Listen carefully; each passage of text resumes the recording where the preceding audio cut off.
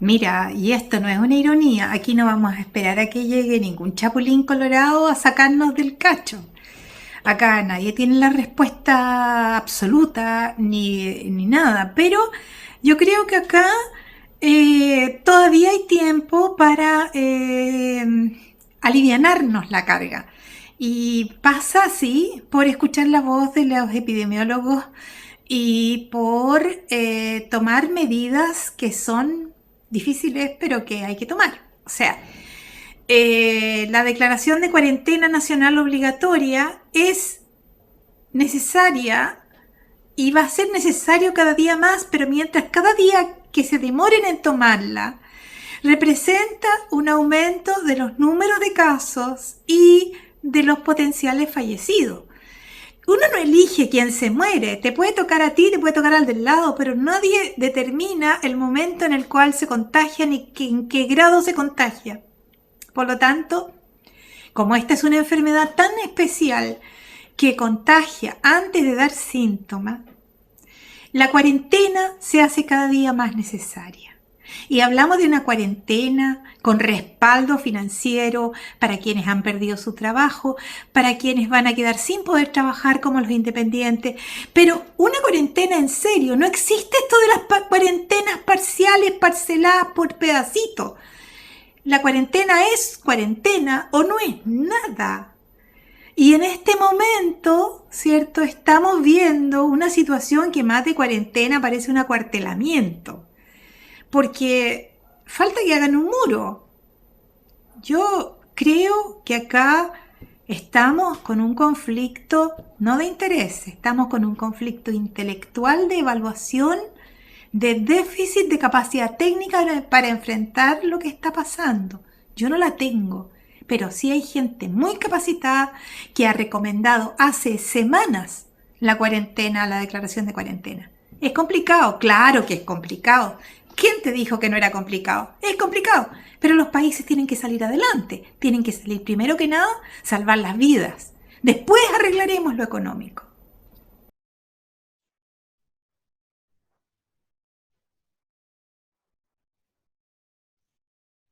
Ahí sí, Y sí, ahora ¿me escuchas bien? sí, voy a tener acá un poquito la grabación. Que hay mayor duración. No es una regla absoluta. Entonces, la regla es largo. Entonces es muy difícil de trasear, de buscar los contactos que esa persona ha tenido a lo largo de 14 días. Peor, el tercer punto que lo hace más dañino, el tercero, es que la persona puede comenzar a eliminar virus desde por lo menos entre 3 y 5 días antes de presentar el primer síntoma. Y el primer síntoma no es la fiebre, el primer síntoma es el malestar general, el dolor del cuerpo, la pérdida del olfato, la pérdida del gusto, la tos, una tos irritativa, y después empieza la fiebre, y entonces cuando se me parte el alma de desesperación, cuando veo que se hacen esfuerzos por comprar los termómetros dérmicos, los termómetros estos sí no sirven, sirven porque cuando la persona tiene fiebre y hace mucho rato que está enferma y hace que hubo contagiante. Por eso es que las barreras sanitarias no sirven, porque no van a barrer, no van a ser barreras de nada. ¿Me entiendes? Tú van a pasar muchas personas que no tienen fiebre No y que tiene están síntomas, claro. emitiendo virus. Se, se considera que hasta un 30%, imagínate tú, un 30%, es decir, una de cada 3 personas ha sido contagiada por alguien que no tenía síntomas. Entonces, los niños, los adultos jóvenes, los adolescentes, tienen un cuadro similar, la mayor parte, no todos, ¿eh? A un resfrío fuerte, una gripe. Pero fíjate tú, que de 100 personas que tengan, que contraigan el coronavirus, va a haber entre 70 y 80 que van a tener un cuadro más o menos leve. Va a haber entre 20 y 25, ¿cierto? Que van a tener un cuadro que va a ser bastante más delicado y va a haber 5% que va a estar gravísimo y que va a fallecer. Eso es 20 veces por lo menos 10 veces más que la mortalidad que produce la gripe, o sea, no son comparables. Y la capacidad de infectar también es muchas veces superior a la que tiene un resfrío fuerte o una influenza. Entonces no son comparables, esto no es una gripeciña, no es una influencita, ¿ya? Es un cuadro distinto que produce una inflamación enorme en el pulmón y que todavía estamos aprendiendo. Si es un virus nuevo, no había estado en la especie humana. Era un virus que convivía desde quién sabe cuántos miles de años con los murciélagos, pero lamentablemente dio el salto y es una zoonosis, es decir, saltó Saltó de un al ser animal humano, al ser al humano. humano. Y después de eso se armó la debacle, porque de ahí empezó a repartirse entre seres humanos.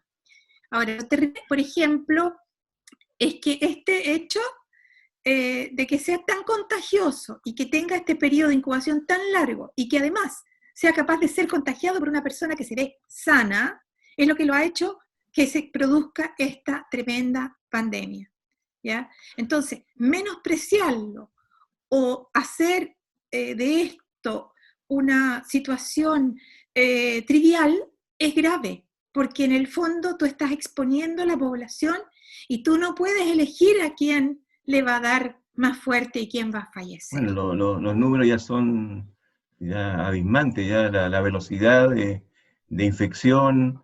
El primer mundo ha sufrido, ¿verdad? El mundo que se supone que tiene mejores instalaciones sanitarias, que se supone, pero ahí también han sido totalmente superadas y realmente esto no ha llegado todavía a situaciones de mayor vulnerabilidad como la India, por ejemplo, donde los sistemas son mucho más, de mayor hacinamiento, mucho más densidad poblacional, y ahí se puede esperar también tragedias gigantescas, digamos. eh, pero esto es algo que nadie lo había considerado. Yo creo que es primer, Sí, lo habían sí, considerado. El año pasado nomás hubo un encuentro en donde estuvo Antonio Fauci. Antonio Fauci para nosotros los médicos es una persona muy conocida, el ya. asesor que tiene Estados Unidos, porque es el ¿Te refieres coautor tú del... a este, digamos, ensayo de, una operación de ensayo que se hizo con Bill Gates? ¿Ese es? No, ¿No? esta es una reunión que se hizo a nivel de expertos y hay un Ah, reportaje que salió este fin de semana, porque una de las personas que estuvo ahí fue Janet Vega, que ella dijo lo que habían hablado. Y ahí estuvo Fauci, que como te digo, es una persona muy respetable dentro del mundo médico. Él es un virólogo de prestigio mundial y es coautor de uno de los libros que es la Biblia para nosotros cuando estudiamos y todo, que es el Harrison. Entonces, es una persona muy respetable. El problema es que los técnicos no siempre son los que manejan las políticas de salud, casi nunca. En el fondo uno lo que hace es aportar, y como lo dijo el otro día la subdirectora Daza, el equipo que asesora a la presidencia le da su opinión, le da su guía, su lineamiento, pero es el poder político el que toma las decisiones. Entonces nosotros tenemos preocupación de que en Chile se esté adoptando la misma línea de trabajo que había adoptado el Reino Unido. El Reino Unido, el dejó hacer, 5 o dejó que la 4 cosa de fluyera, marzo, claro. ¿cierto? Boris Johnson dijo, no, let's take it on the chin. O sea, aguantemos el golpe y vamos a la pelea, que todos vamos a ver. Y se enfermó él. Claro. Y ahí le cambió la cosa. Lamentablemente, a veces pasa que los políticos reaccionan solo cuando los toca personalmente. Si no, los que se van a salvar todos, cuando dicen todos son ellos, pero cuando va a haber pérdidas y muertes son todos los demás. Los demás, Entonces, en el claro. fondo, a veces les tiene que tocar. Yo te diría que, ¿cómo contestarte esto? Es muy difícil hacer una campaña paralela. Es decir abiertamente, no sigan los lineamientos del ministerio, porque no se puede, porque entonces se te desarma todo. Pero no todo, Pero tiene que hay que haber tener confianza, como lo que pasa con el tsunami. La gente sabe que cuando el terremoto te tira al suelo, tú tenés que subir, ¿cierto? Bueno, eso mismo pasa. La gente sola, instintivamente, se Se ha guardó. guardado. Sí. Y eso tiene que ver con que sabe instintivamente, o a lo mejor en la memoria ancestral de los pueblos está esto de que hace miles de años que estamos sufriendo este tipo de pandemia. La viruela, ¿cierto? La peste bubónica en el tiempo de De la la Edad Edad Media, Media, claro. ¿cierto? Que diezmaban poblaciones, paraban cuando la gente entraba en la cuarentena. Y es así. Ahora, no te estoy diciendo de cuarentena al tiro todo, no, pero esta cosa de cuarentenas parceladas no es muy Claro. eficaz. Yo veía en Argentina los estados, digamos, las provincias, han tomado medidas de cierre y ¿Sí?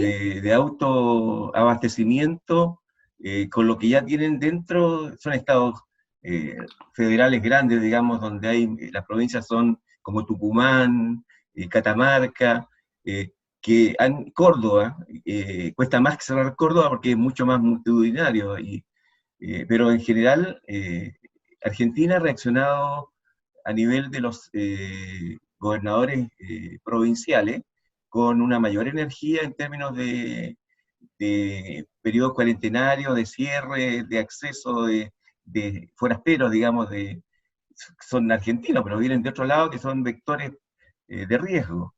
Jorge, Mm.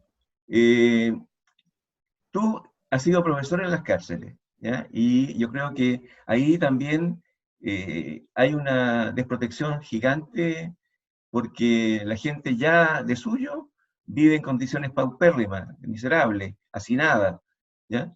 ¿Y cómo se ve ahí en ese sector? ¿Cómo percibes tú el drama también en esos niveles, Jorge? Bueno, y a ver, imaginemos que la población vive en una cárcel también, ¿no? Nosotros vivimos en una cárcel que está muy dirigida por los medios de comunicación, de información, que ha instalado el individualismo en nuestra población, y eso es una pandemia. Eso, aunque todos los que están en el modelo que se llama, viven en una pandemia permanente. Y de eso es preso no sé, pues, el individualismo.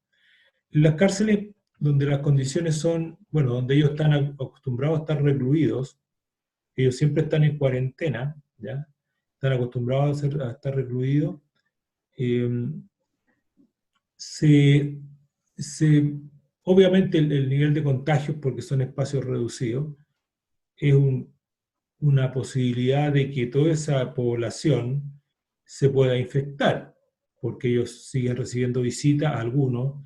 Ya, o sea, las medidas en Chile siempre se toman después, sacando la libreta, sacando la calculadora y viendo, estoy hablando del gobierno de turno o de los políticos de turno, o si me conviene o no me conviene, y empezamos a tirar miguitas así, ¿ya?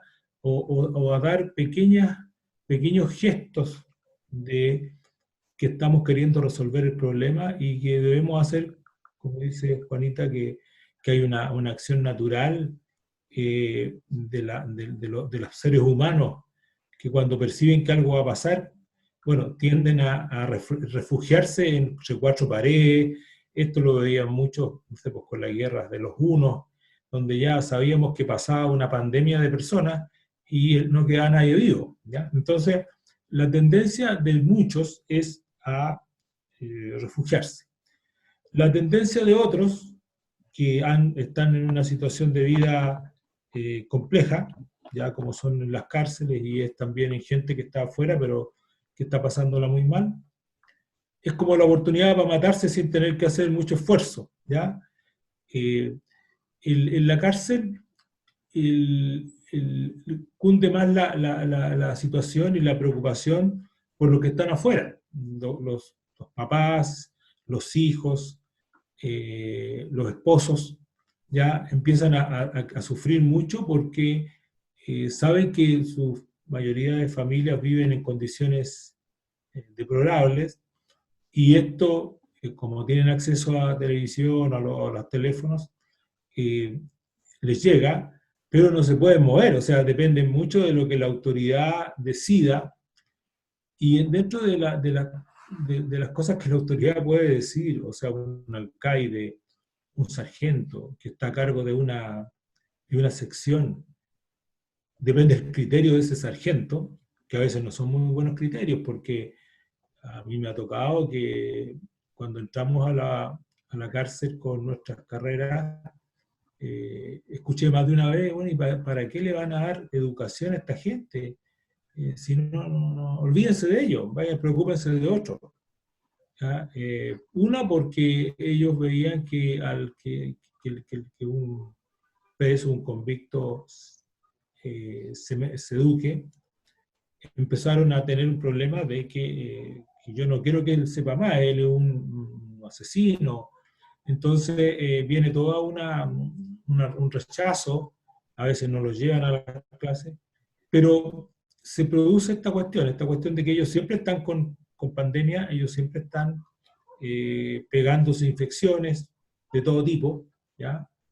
Pero ahora temen por la vida de los suyos, porque igual siguen teniendo O sea, es más sentimientos. doloroso, digamos, más que su propia preocupación, es preocuparse de que la peste pueda alcanzar a su familia. Eso es lo que los angustia, digamos. Claro, y como también ahí están los gendarmes, que son otros perjudicados del sistema, porque también están presos, eh, eh, están ahí tratando de resolver lo antes posible cualquier situación que haya, porque ellos pueden caer bajo esa situación también, e infectar a su familia o quedarse adentro sin poder salir, además de que ya están adentro. Entonces, hay una multiplicidad de factores, pero que tiene que ver más, lo que yo he visto, con la ansiedad de saber lo que le está pasando a los suyos afuera, más que a ellos, porque ellos, la verdad es que muchos, tú sabes, son golpeados, son encerrados por semanas, entonces viven una vida muy difícil,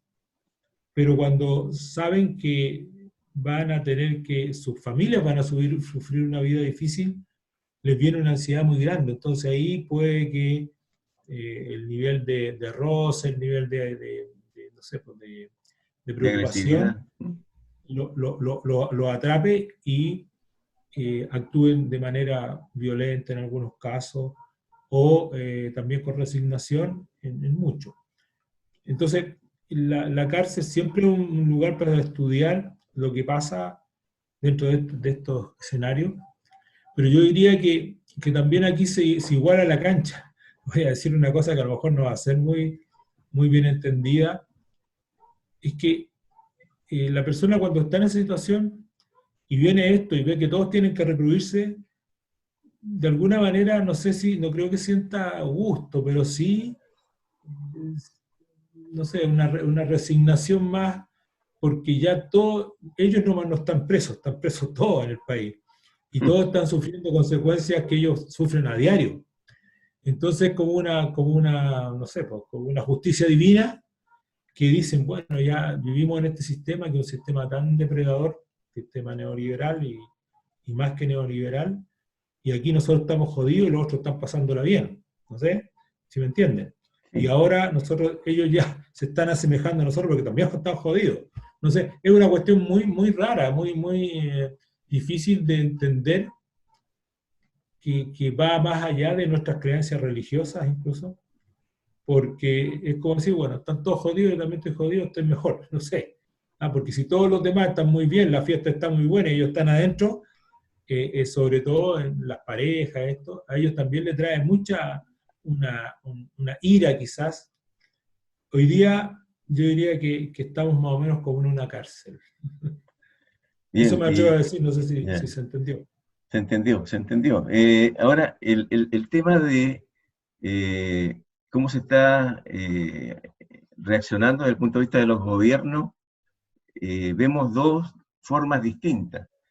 Una que en forma muy pragmática, los gobiernos europeos, Francia, Italia, hicieron inmediatamente fue condonar todo lo que eran los pagos inmediatos de servicios, postergar el pago de hipotecas y empezar a tirar dinero a la gente, a las personas, para que, por una parte, digamos, tuvieran para pasar este periodo de confinamiento obligado, pero al mismo tiempo de que no se secara la economía de circulante y pudiera existir un movimiento económico básico que la gente perdió de la noche a la mañana. En cambio, otros como Bolsonaro y nuestro gobierno no han hecho ninguna medida más allá de un bono, ¿verdad? Ninguna medida real de mejoramiento a las personas. Lo primero que hizo el gobierno fue asegurar recursos para la gran empresa, estableció un mecanismo de uso de los fondos de cesantía para los trabajadores. En el fondo, el trabajador tiene que pagarse con su fondo de cesantía el periodo cuarentenario, y los bancos, ¿verdad?, son los que canalizan la ayuda que se supone va a la pequeña, mediana empresa y los emprendedores, los microempresarios, pero no hay una fijación de una tasa de interés oficial, porque la Constitución, la ley, no lo permite, y se va a conversar con los amigos de los bancos como para convencerlos de que por favor se porten bien. Esto realmente es indignante porque demuestra algo que hemos conversado nosotros tres y que está en la agenda de lo que es, digamos, el movimiento social del 18 de octubre hasta la fecha, en términos de que este sistema se está mostrando en toda su perversidad y en toda su cultura de la muerte que realmente aplica, donde lo único que importa es que la economía se mueva, pero que los que reciben cuidado del Estado son los grandes grupos que mantienen su posición, y los pobres van a tener que aguantarse con lo que les caiga por chorreo, y que lo que tengan la buena voluntad los bancos de entregarles. No sé qué les parece esto, ¿cómo lo ven ustedes? Juanita. Mira, uno normalmente no sabe mucho de estas cosas, por lo menos nosotros, parafraseando a Neruda, cuando un día le preguntaron de una inversión, dijo, yo soy poeta nomás, dijo, no entiendo nada de esta cuestión. En el caso nuestro también, los médicos somos bien negados para la parte económica, pero en el fondo, a mí me ha llamado mucho la atención, porque tuve 2 hijas estudiando en el extranjero, en Francia específicamente, en el cual la tasa a la cual el Banco Central le entrega a los bancos el dinero es una tasa generalmente que no va más allá de un 2-3%, creo que ahora está en el 0,5%, 0,5 una cosa súper exactamente, sí. bajita. No sé exactamente la tasa, pero resulta que el banco te cobra una tasa anual de más del 20-25%, con buena suerte. Yo me acuerdo que hace unos años subieron de un mes para el otro la tasa anual de un 25 a un 35%. Entonces con eso lograron que mucha gente no pudiera pagar los créditos. En el fondo es una manera de liquidar, de hacer líquido a la persona o liquidarla un pool liquidado, ¿me entiendes tú? Porque Claro, o sea, en el fondo tú tienes un presupuesto y lo vas administrando de acuerdo con lo que tú sabes que tienes que pagar, pero si de un momento para el otro te aumentan lo que tienes que pagar, te vas al hoyo, ¿no? Te pierdes todo. Pero a lo que voy es que acá este es un crédito que se supone que es un crédito blando. Estoy hablando del problema, cómo se ha enfrentado en Chile. Porque acá todo se intermedia, todo va tercerizado en el fondo, ¿no es cierto? Entonces el dinero no se le pasa a la gente, como lo ha hecho Argentina, como lo ha hecho Francia, como lo ha hecho España incluso, sino que se le pasa al banco, y el banco que haga y lo administre como un capital de trabajo más. En el fondo es una inyección de capital fresco.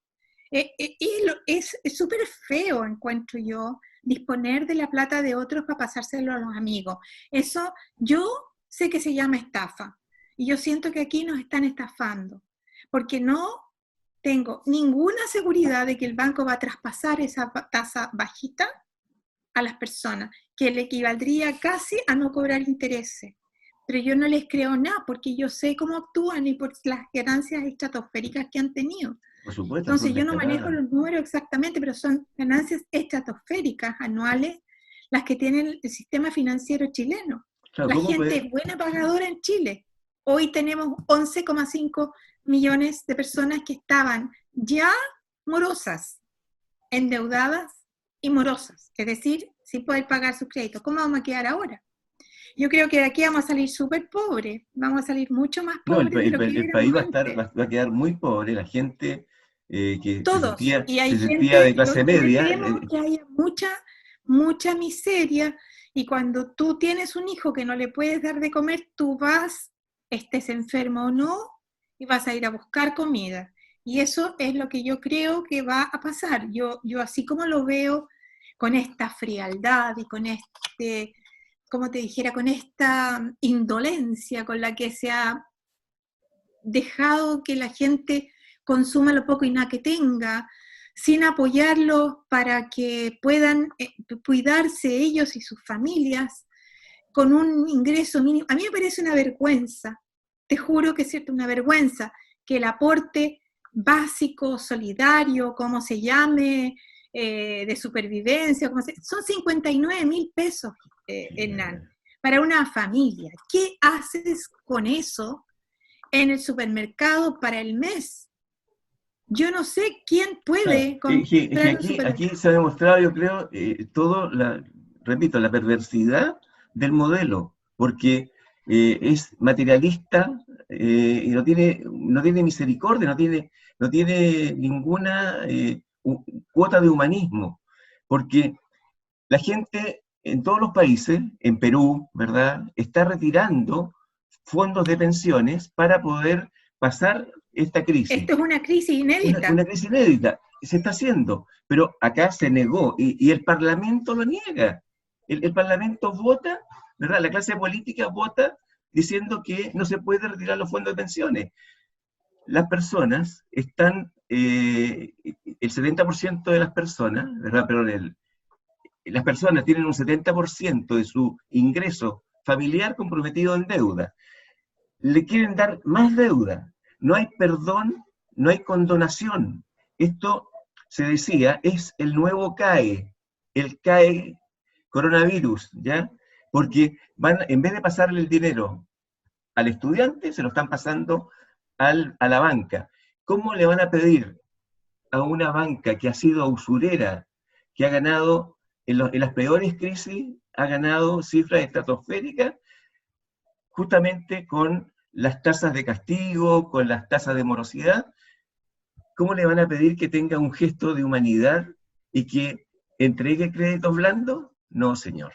Aquí los Es créditos van que a ser, creen que se va a poner buena persona la banca, po. exacto, como el virus, se iba a poner buena persona el virus.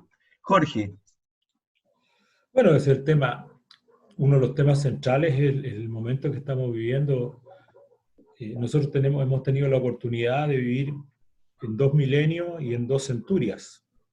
O sea, nosotros nacimos en el siglo pasado y en el milenio pasado, ¿ya? Hoy día nos enfrentamos a un tercer milenio y a otra centuria.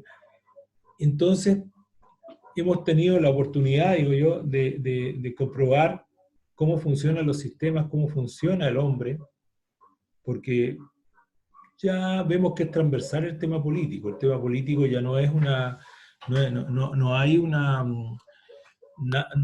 nadie tiene la verdad y se han desmoronado todos los mitos, desde el socialismo real hasta este mito que se está desmoronando hoy día. Pero el hombre queda con sus mezquindades y con tratar de sacar siempre las castañas con la mano del gato. Hoy día el gobierno no ha hecho nada, nada. O sea, todos estos anuncios que hacen han sido puras pildoritas que tira, sin nada, sin patrón oro que lo refrende, y empieza a hacer ofertones. Pero esos ofertones son ofertones diarios. El presidente, que primero se escondió porque no tiene la virtud de filtrar y no tiene la agudeza, ¿cierto?, política es un patrón de fondo, es un empresario que además es convicto. Yo no tengo nada contra los convictos, pero este es un sinvergüenza nomás, si lo ponemos así entre nosotros. ¿Ya? Es una persona que no tiene ningún criterio de solidaridad ni de respeto. ya él defraudó bancos, estuvo con prontuario, y la gente lo eligió, eso es lo más terrible, o sea, Y lo eligió 2 veces. O y sea, ahí, claro, y ahí viene una pregunta muy grande. ¿Cómo puede haber gente? Yo la verdad es que no. Piñera para mí es un gato de campo cualquiera que no merece ni Oye, nombrarlo. pero no te metáis con los gatos porque ahí tenemos problemas. Pero la con todo el verdad, respeto que merecen los gatos. sí, la verdad es que estoy defendiendo a los gatos. Entonces, la verdad es que aquí hay mucha gente, millones de personas, que votaron por un personaje como este, que sabemos que es una persona que no ha respetado, como dice el que tiene dinero, no respeta ni a su madre. Él es capaz de hacer cualquier cosa. Él cree que puede hacer cualquier cosa, entonces, ¿qué es lo que hace? Especula, sigue especulando y empieza a tirar un bono que al final todavía no llega, porque son bonos que se anuncian. Ya después hay un problema económico, claro que hay un problema económico, porque cuando tú has defraudado con un sistema que deja fuera a la población y empiezan a ganar unos pocos, hay 90 familias en el mundo que manejan todo, y acá unas pocas más, ellos no se meten la mano al bolsillo. O sea, la primera acción, una acción republicana y patriota, así que hemos hablado de patriotismo, era que él, que tiene 2.800 millones de dólares, ¿quién gana 2.800 millones de dólares si no es defraudando o teniendo un negocio sucio? Nadie. No es que sea inteligente, es un especulador. Entonces, y hay otros más especuladores, ¿para qué los voy a nombrar a todos? Basta con el papi ese, que podría resolver este problema cuando, utilizando la palabra que la aprendí con Mayol, el postlat, que año a año se reparten las ganancias, ¿ya? O si no se queman. Aquí no hay ninguna ganancia que se reparte, lo mismo que la AFP. La AFP, cuando pierde plata, ya dicen que perdemos plata los que estamos afiliados. Yo diría afilados, perdónenme el lenguaje, pero la verdad es que los que están afiliados pierden plata.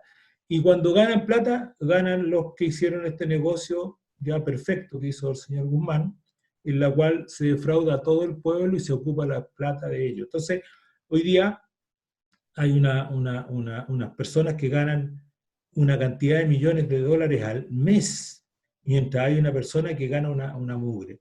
Y entonces el presidente, ¿qué es lo que dice? Dice, bueno, tienen la oportunidad, aprovechen la oportunidad, compren criptomonedas, dense cuenta de una persona, un presidente que le dé la solución al pueblo de comprar criptomonedas, entonces invierta 250.000 pesos y dicen, ahí empiezan a mostrar gráficos.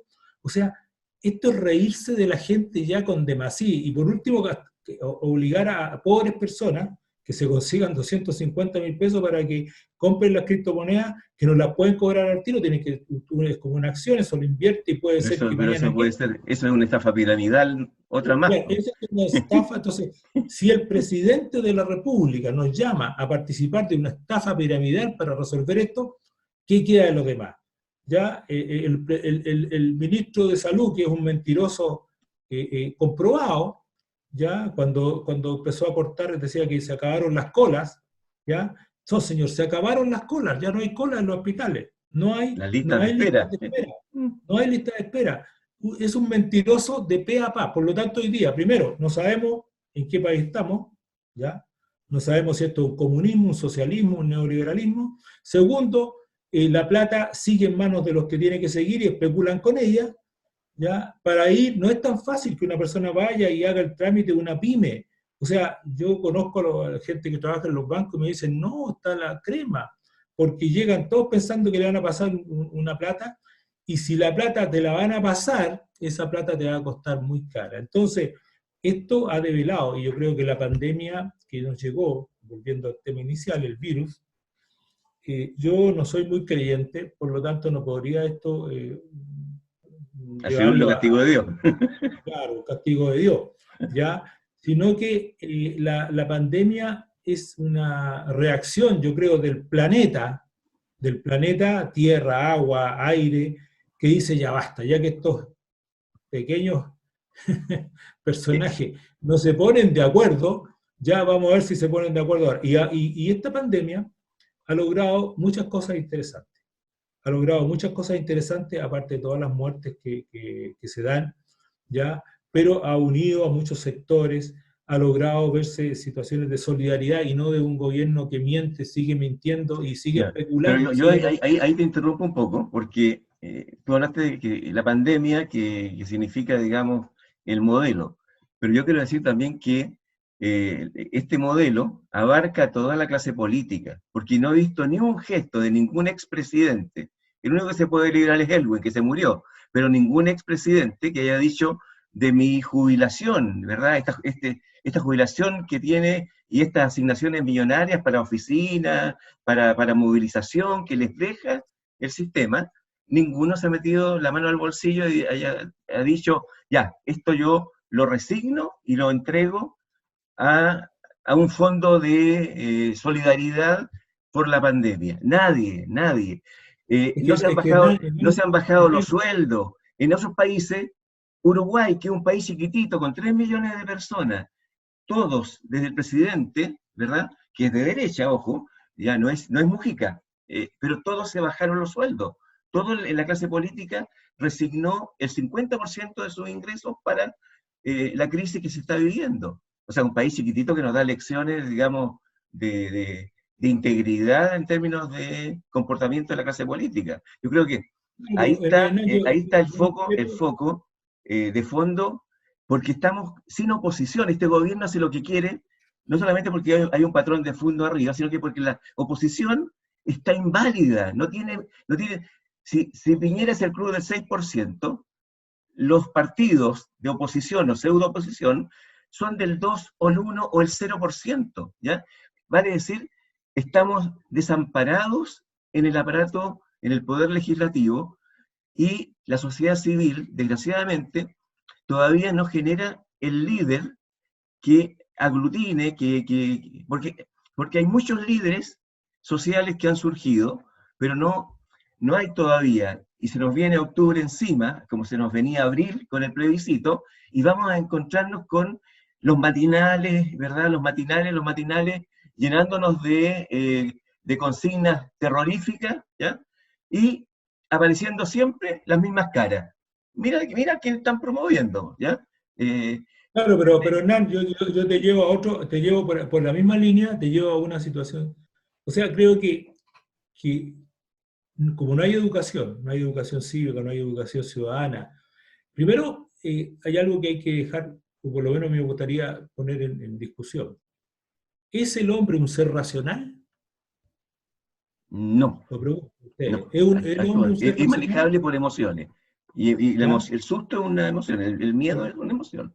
Cuando alguien me dice que el hombre es un ser racional, yo le digo, o sea, el hombre es uno de los seres más irracionales que pisa la Tierra. Y no podemos esperar que venga un Superman, porque esto que tú me dices, que los políticos no son hombres que ellos han entrado en la política que estableció el mundo de las oligarquías o de la clase alta, que tiene los negocios más grandes que tú te puedas imaginar, y ellos manejan esto, porque le ha pasado a muchas personas que han llegado a la política pensando que la política es como para trabajar por la gente, y la verdad que lo coopta inmediatamente el capital y las élites. O se han ido de la política, ¿no? O se han ido, han renunciado. Mira, entonces, espérate, pero hoy día, ¿qué es lo que está pasando? Espérate.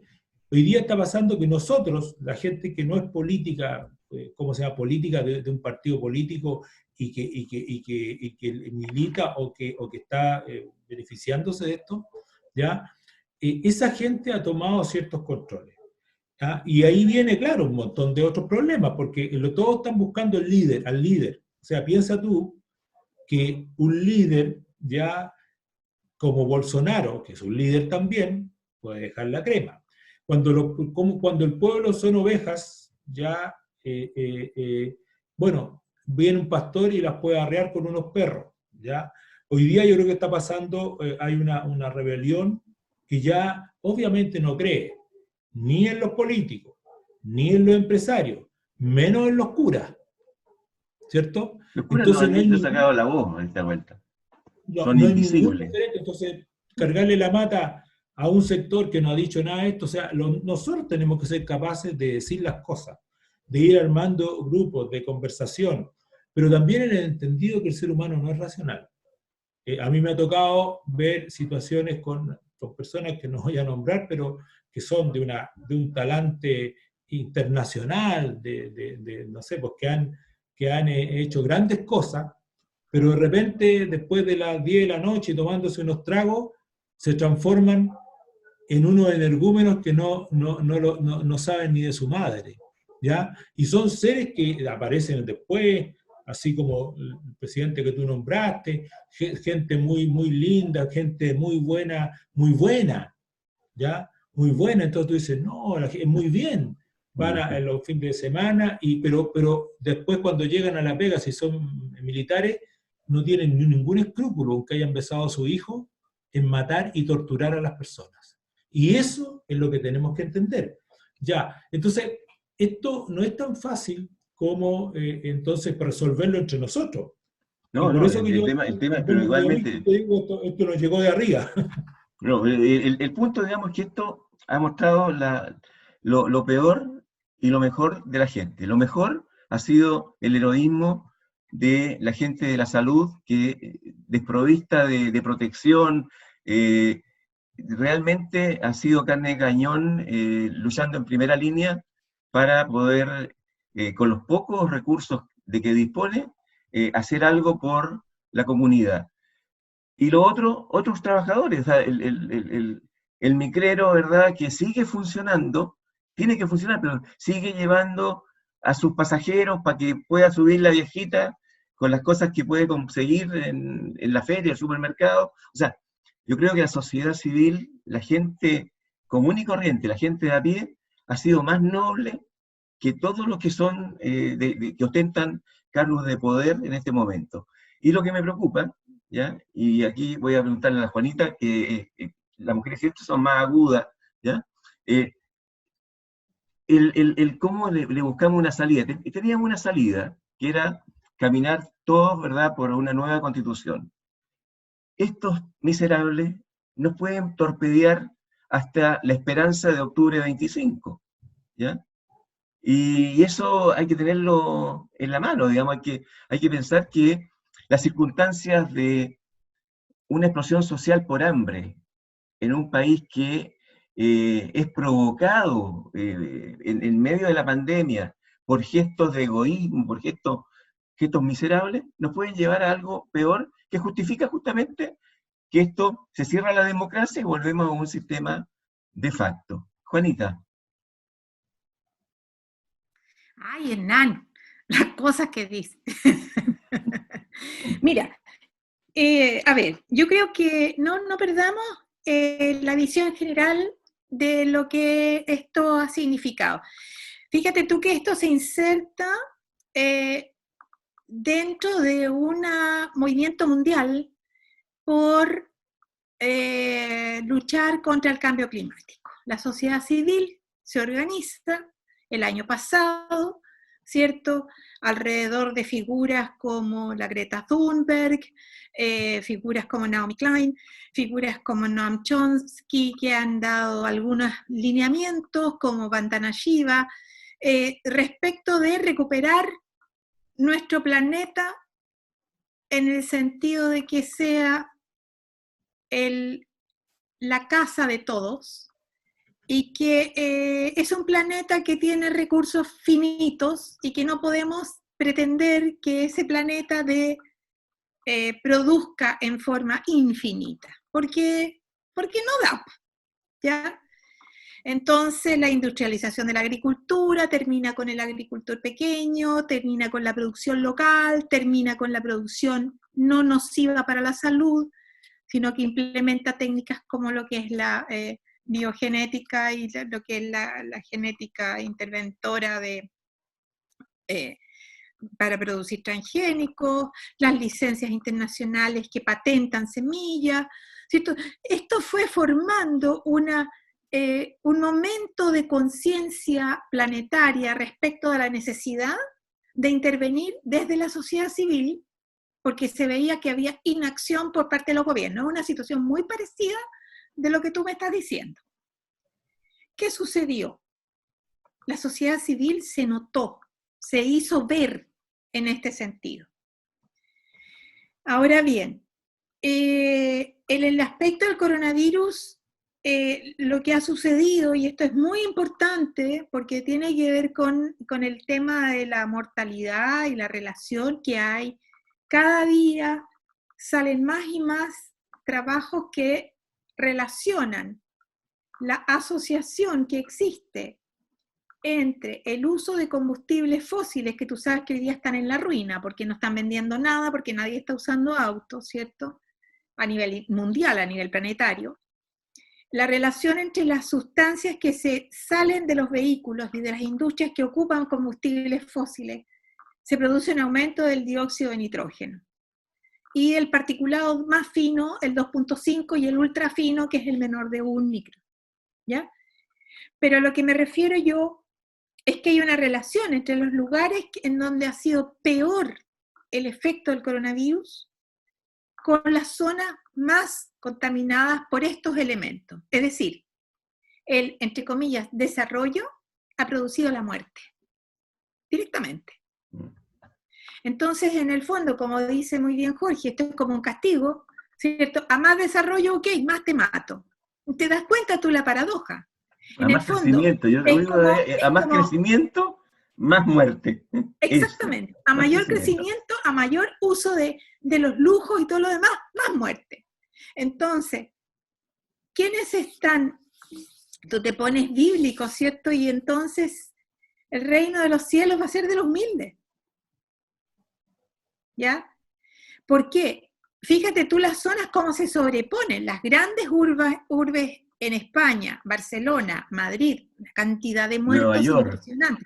No te estoy diciendo que en las otras zonas no haya personas enfermas y mueran, sino que la proporción es muchísimo mayor, desproporcionadamente mayor en las zonas de mayor actividad de desarrollo productivo. Por ejemplo, toda la zona norte de Lombardía en Italia, toda la zona alrededor de Milán, toda la zona alrededor de esa zona de Lombardía y el Véneto, son las zonas que más fuerte les ha pateado el coronavirus, ¿ya?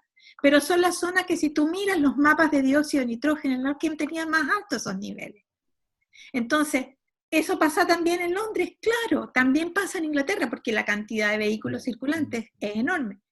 Ahora, no toda la contaminación te condiciona esta sensibilidad, pero sí la contaminación que, por ejemplo, hay en Santiago, en la zona oriente, porque la cantidad de autos que andan dando vueltas son enormes. Hay 3, 4, 5, 8 autos por familia en Las Condes, y no te digo que me dé envidia ninguna. Bien por ello, pero mal por ello, porque en el fondo eso ha producido un aumento, una elevación de los niveles de dióxido de nitrógeno, que en el fondo lo que está haciendo es que esa misma gente se contagie mucho más y todos los que viven en esos barrios tengan mucho más positividad al coronavirus. Ahora, claro, si tú lo ves de esa manera, es como una especie de castigo, pero en el fondo, esto es un poco un ensayo general. Si no querían los gobiernos tomar en serio el tema del cambio climático, bueno, vino el coronavirus y te obligó a parar. A parar. Y esto es como una cosa de la más falta. ¿Te acuerdas tú de eso? Para en el mundo que quiero bajarme. ¿Te acuerdas tú de ese dicho? Claro. Bueno, acá el mundo paró.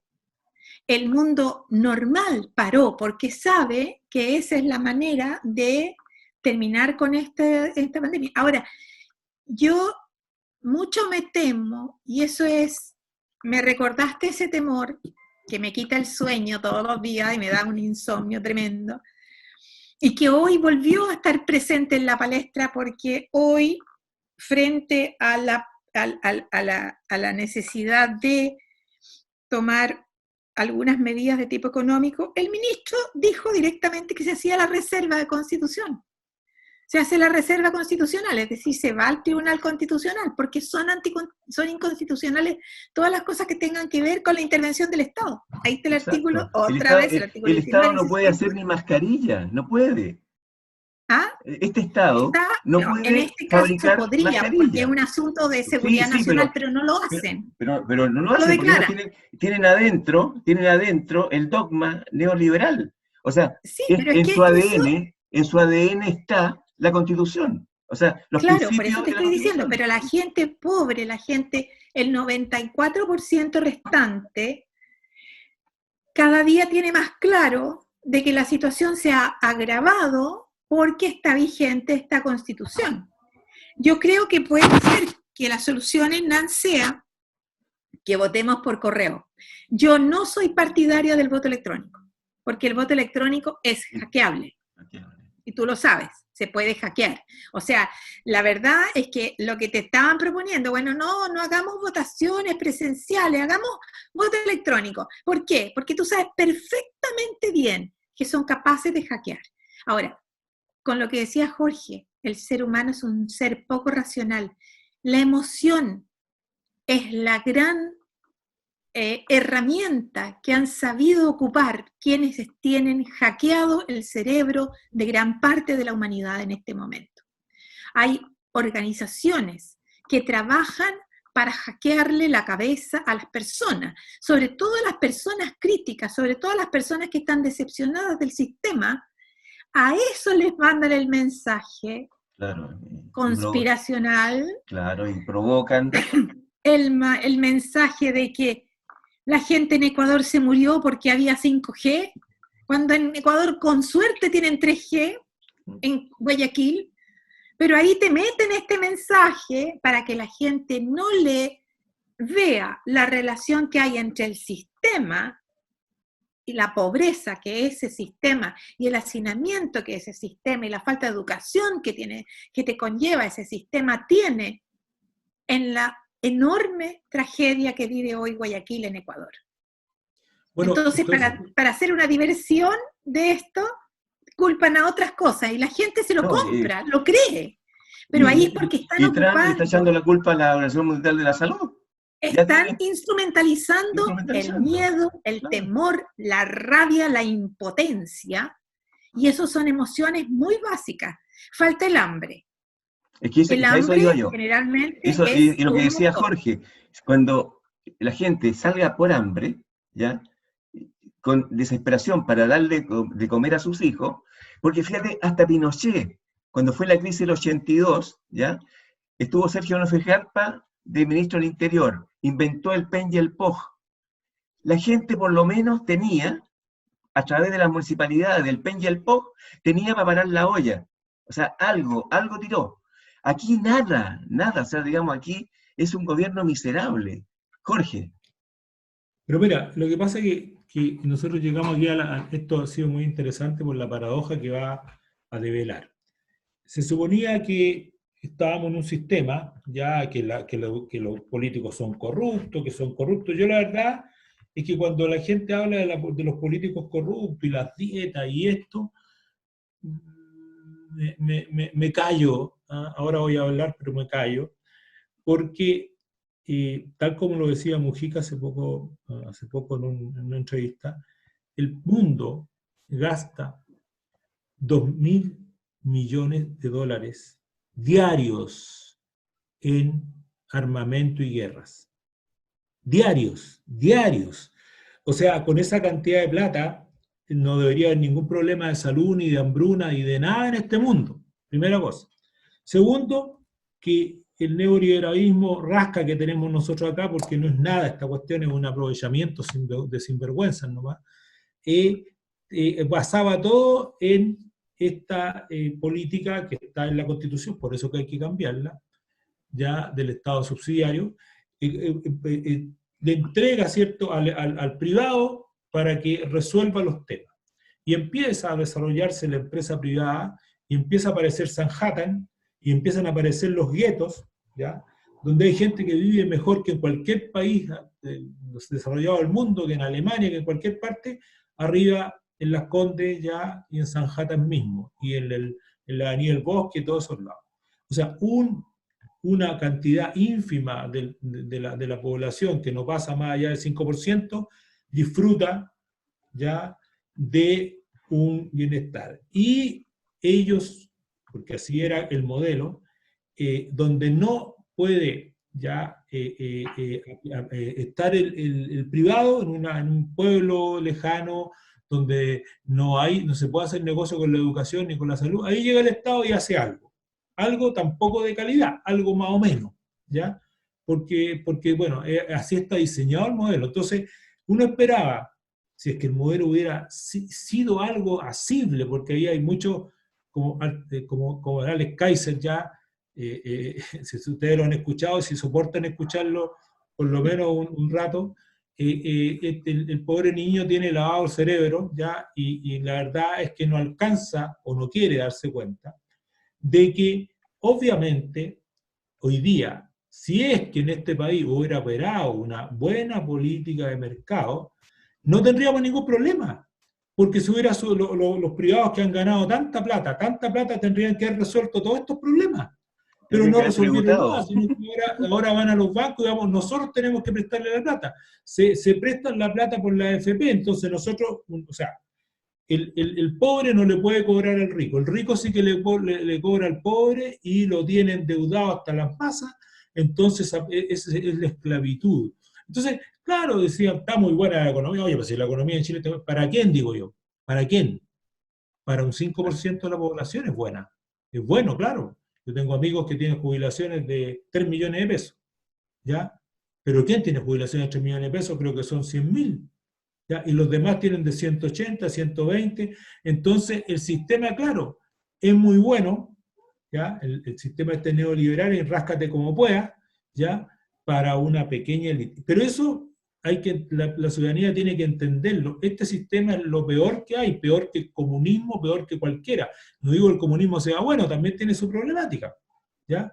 Pero aquí hay un grupito, ¿ya? De 1 millón de personas que logra ganar de 2 o 3 millones para arriba, que vive en una burbuja, y hay 17 millones que rasca de gas como pueda, y en estas pandemias más encima, cuando viene todo esto que hablaron del emprendimiento. Oportunidad de negocio.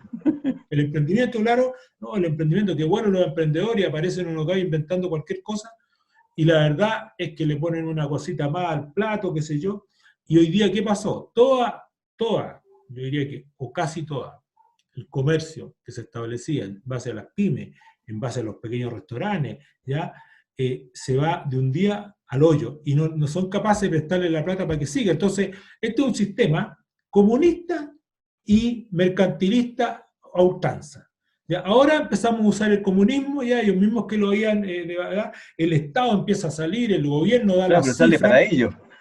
Bueno, claro, pero da las cifras y maneja la información, y entonces aparece que tenemos tanto, y todo esto va atrasado, ¿ya? Entonces, de repente hablábamos de Chile, que se íbamos a transformar en Chilezuela, claro, ¿ya? Porque ellos empezaron a criticar a Venezuela, ¿ya? Y hoy día, después del estallido social, nosotros caímos mucho más que Venezuela, pero no tenemos los recursos para ir en ayuda, que era un poco eso, porque el privado nunca va a soltar, o sea, negocios buenos, para mí, para la Gallá, no, mira, o sea, si le subimos 20 lucas al sueldo mínimo, se desarma el modelo.